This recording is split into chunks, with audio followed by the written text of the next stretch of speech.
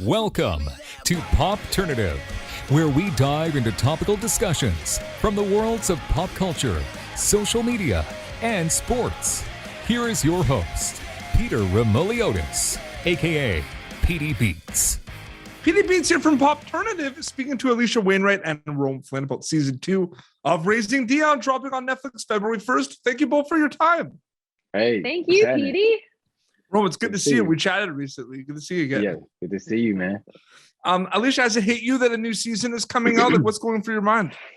You know, it's crazy. It's like you make peace with the season. You go home. You like become yourself again. Time goes on, and then all of a sudden, it's like, wait, is it really February around the corner?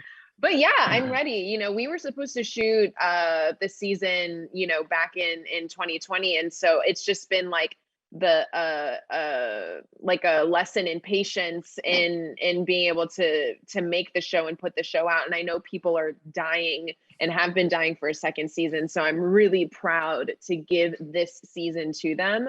But yeah, it feels like a long time coming. I'm ready for it to be here. 100%. Now, Rome, I could say welcome to Popternative. I can also say welcome to Racing Dion, right?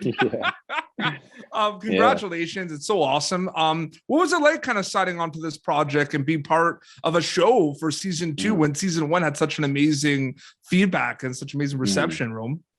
It's a dream come true. You know, cliche as it says, you know, you always want to be a part of shows that are that feel very present and relevant. And this show checks so many boxes for me as an actor and even as a person that just cares about TV and film. Yeah. So many reasons to do this show, like 0 reasons not to. Yeah. You know what I mean?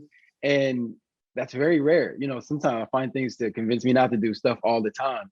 And I know that they were supposed to be filming this back in 2020. And so, you know, I'm just thankful for that, because had that been the case, I would be here. It'd be somebody else, I think.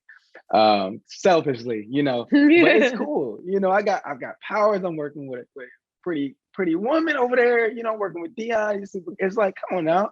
What more can you ask for, the trailer looks so cool. We see the powers, and it's like, it's so awesome. Alicia, this is my favorite thing about the show. Tale of Two Shows of Raising Dion. It's so packed. There's so much going on. In one regard, of course, front and center is comic book culture, superhero culture. It's right there. The other regard, it's about family. It's not really about like superhero culture. It's there, but it's about family. I'm curious if you've noticed that Tale of Two Shows I'm talking about a little bit. Absolutely, I have. And I think if you look at any of your favorite genre shows, superhero shows, sci-fi shows, what you love about them, yes, is that element of fantasy, of world building, of kind of completely checking out of your present world and entering this other world where there's other things that are reality. But you can't do any of that if you don't ground it in truth, in realness, and in things that people can connect and take away from, you know? And like I was on, you know, Shadowhunters for a few years. And that's one of the biggest lessons that I ever learned from that show, is that you can use fantasy and make believe to actually talk about real issues, to talk about, you know, societal issues, things that you don't like you want to like shed light on. And I think taking that sort of mentality and bringing that to Raising Dion, it's like, I'm forever grateful for Shadowhunters, because they created that mindset of genre for me, that you can't get lost in the make-believe. It's great and it's amazing. Absolutely. Yes. But every character that you love, you know, from like Buffy the Vampire Slayer is like one of my all-time favorites growing up. Like, you can't watch that show without looking at the way she looks at her friendships and her connection with it's right her. There, like, absolutely. It's right there. Yeah. But then, yes, you take a step back and you're like, okay, this is like a complete alternate universe, but it's always, it's always based and rooted in these things that everyone can relate to. 100%. Rome, I find really interesting. I'm wondering if you understand where I'm coming from. I mean, when I was growing up, you know, nerd culture, geek culture, if I was, you know, wearing, you know, a superhero shirt, a Batman shirt or something, I'd be teased, right? Now I do it. I'd be the most popular kid in school. When did you notice this shift of like geek culture, comic book culture, nerd culture becoming like super popular, like the coolest thing in town? When did you notice that a little bit? I mean, I feel like it's always been there. I think what happened is that the fan bases just grew and people were closet fans. Yeah. And now it became cool to come out and say you watch Spider-Man and you watch Batman and you like, the otherworldly things. And now it's cool to have those kind of shirts on. I want some right now, to be real with you. But it's cool to be a small fragment of that kind of world. And being on Raising Dion gave me the opportunity to be kind of fathered in a little bit. But yeah, I think that storytelling got a lot better too. I mean, we kind of know the basis storylines of a lot of these movies are all based off comic books, but I think the acting's gotten better. I think the everything, the writing, it really created a world for people to be able to watch it. Don't you feel like they were making like one kind of movie back in the day, and now you can get genre, but like drama, genre, comedy. You get representation now too. It's like you didn't get to have that back then. So now, but a genre.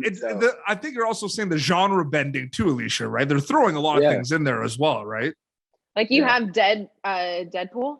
Why was I thinking that? You have something like that, and then you have Raising Dion, and they're both in these, superhero things, but they're completely different things. Whereas, in the early 2000s, you had like one kind of, action-based movie. They weren't even making superhero TV shows like they're making now with all the different variations. I think it kind of goes back to what you were saying though, about like Alisha, when you brought up, like, I think Buffy's the perfect example of that. Like the friendship, like it's there and everything. And I think shows now are just, we love all the cool kind of superhero battles and all the explosions. We love all that.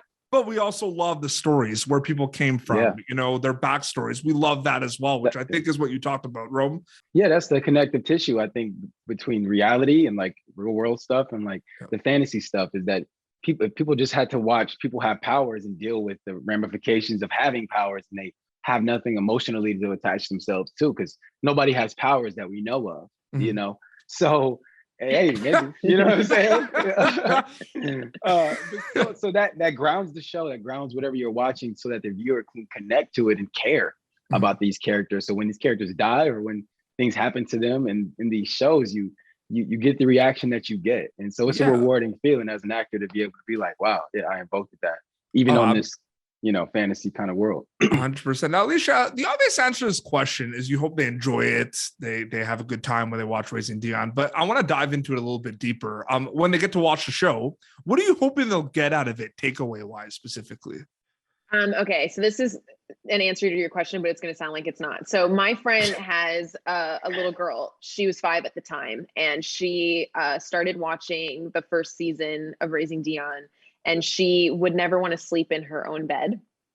And through watching the show, her parents were able to be like, look, Dion sleeps in his own bed.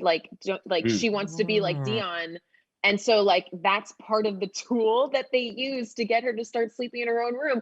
And when I heard that story, it just like it filled my heart with so much joy, because at the end of the day, what I want people to get away from this is look at your own life, look at your reflection, look at your children, and know that what they're getting out of this, like, it's a little bit of a scary show. It's a little bit more edgier this season.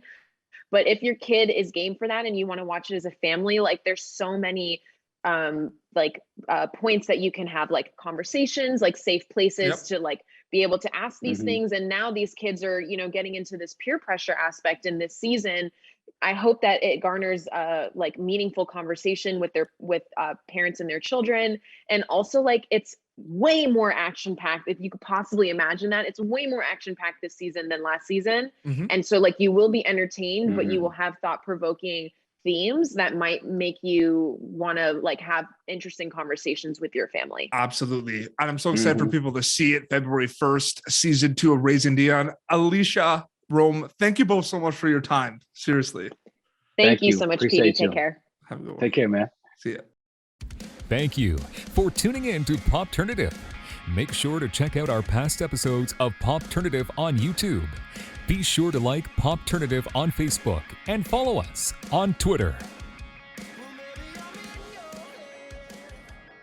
This has been an Autograph Communications production.